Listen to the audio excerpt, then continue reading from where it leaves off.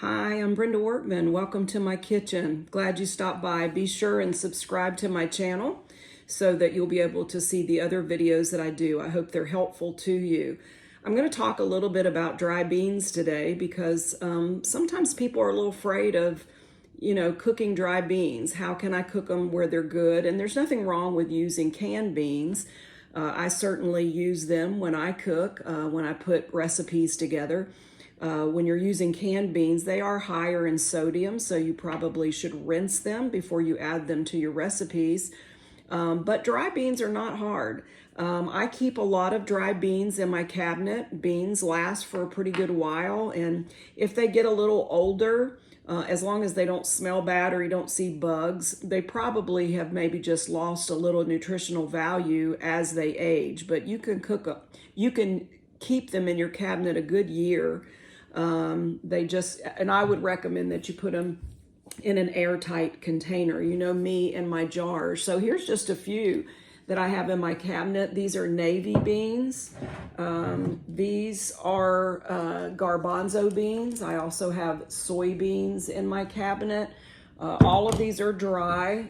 Black beans, I love them cooked. I love dry beans cooked. I just think they taste so much better than canned beans.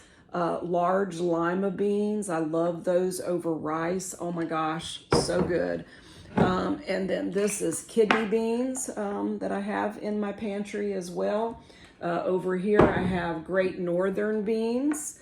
So I keep a nice variety. When I go out of state, when I go to like the Carolinas, these are field peas, dried field peas, and I can't find these in my local area. So I'll look for beans in other places that are a little different, just so that I can try them. I've tried these and they're very good. So I usually try to get those when I'm in North Carolina or South Carolina.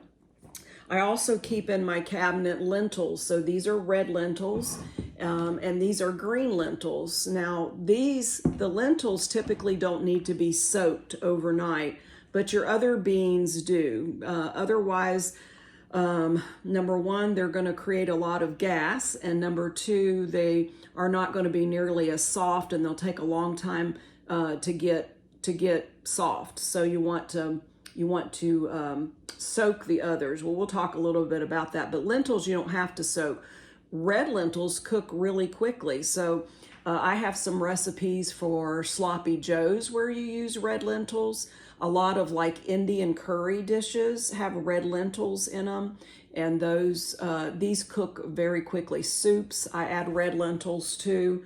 I don't know, I'm thinking 15-20 minutes and red lentils are done. Whereas the brown or the green version, usually it takes more like 30-40 minutes for them to get done. But I love the green or brown lentils in a good lentil soup with potatoes and carrots and celery and onions. Oh my word, nothing like it.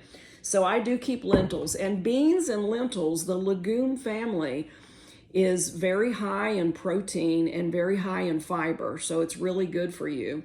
So let's say that I decide, okay, I want some black beans soon. I want some fresh black beans. I use them out of the can a lot, but I'm going to cook some fresh dried black beans. So what I would do is I would put black beans in a bowl or a pot. You can put it in a pot and just let it sit on your stove. And I'm just going to cover it a good double portion of water, maybe a little bit more. And you'll find that as they sit there, they'll begin to absorb the water, and you may need to add a little bit more. You want your beans to be covered. I actually will leave this overnight. I typically leave mine out on the counter or on the stovetop overnight, just sitting there. No heat applied to it, but just sitting there. If you feel better about putting it in your refrigerator overnight, feel free to do that. Before I actually cook it the next day, I'll pour it out of this water, I'll rinse it, and I always cook mine in an Instapot just because it seems like I don't have to keep a watch on it for, stand over top of it and be sure it's not going to boil over and be sure there's enough water and all of that. So anytime I cook dry beans, I've been using veggie broth instead of water. And I just find that it gives it a really good flavor, and I like it a lot. So let's say I put the black beans, they've soaked overnight.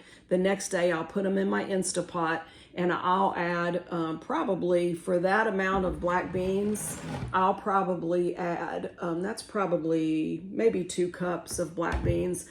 I will add, and it'll be more, by the way, once it soaks in that water, I'll add this whole container of veggie broth, maybe a little bit more. And we typically like our beans kind of soupy. So I'll add veggie broth, and I typically add onions as well. If you want to add a little garlic powder, you certainly could do that. I don't usually add the salt and pepper until after they're cooked. Because I find that it kind of, if you add salt or pepper, I usually end up having to add more afterwards. So I just wait until they're cooked, and then I add a little, taste it. If I need a little more, I'll add a little more. But if you want to put some garlic powder, like in those black beans, maybe a little cumin in the black beans, that would be fine while they're cooking. But I cook mine in veggie broth. Even when I'm fixing dried garbanzo beans, which, by the way, these cooked are so good. They're soft and creamy. Nothing like what you're buying in the cans. I know we don't always have time to do the dry, but it's so much better. But I also cook these in veggie broth, and I do put onions in this as well. After they're cooked, I could have them on salads. I could make hummus out of them. I could roast them in the oven at that point with some seasoning on them until they're kind of crunchy. That's a delicious way to eat them as well. So I do love these cooked. So I love all kinds of beans. Before I became plant-based, like in my area of the country, I grew up with what we call brown beans, and they're basically pinto beans or cranberry beans. Sometimes we call them soup beans. And it was just always the same type of beans, like they were all brown. Then my dad remarried, and the lady, my stepmother, love her heart, she was from the Carolinas. And so then I got introduced to a few other beans like lima beans, and I got introduced to rice because I grew up on potatoes all the time. So she would do beans and like lima beans and rice. And then these field peas she would get from the Carolinas. And so I got introduced to a few more, because of her. But as time went on, and I started eating plant-based, I found out, oh my gosh, there are so many beans, and they're delicious. So let me encourage you to don't be afraid of dry beans. I would recommend that you cook them in an Instapot. And as far as time is concerned, most of the dry beans I cook them for an hour. Now, you may not want yours that soft. My husband especially likes beans to be very soft, and so typically it's an hour. If it's a smaller bean, maybe you don't have to cook it quite that long, but I do cook it for an hour. My Instapot on the bean setting only goes to 30 minutes, so I cook it 30 minutes. When that goes off, I cook it 30 more minutes. So that works for me. You experiment, see what works for you. But just soak them overnight. The next day, throw them in an Instapot. Try it with veggie broth. See if you like it that way. Add some onions in there if you want to give it some additional flavor. When you're doing lentils, you don't have to soak them. Try those in soups. And look up some recipes, like look up recipes using red lentils and experiment with that as well. There's just so many good recipes and so much variety in the legume family. And once I started discovering all that, I thought, oh my gosh, like I could eat a different bean every day, and it would last for a full month. So there's so much variety out there. So don't be afraid of it. Experiment. Get your beans in, and you'll be getting extra protein, you'll be getting some good fiber, and you'll be getting vitamins to go along with it. So enjoy your beans. Remember, there is power in your plate, and what you eat really does make a difference. You guys go to BrendaWorkmanSpeaks.com/plant-based success and get a document that I made for you.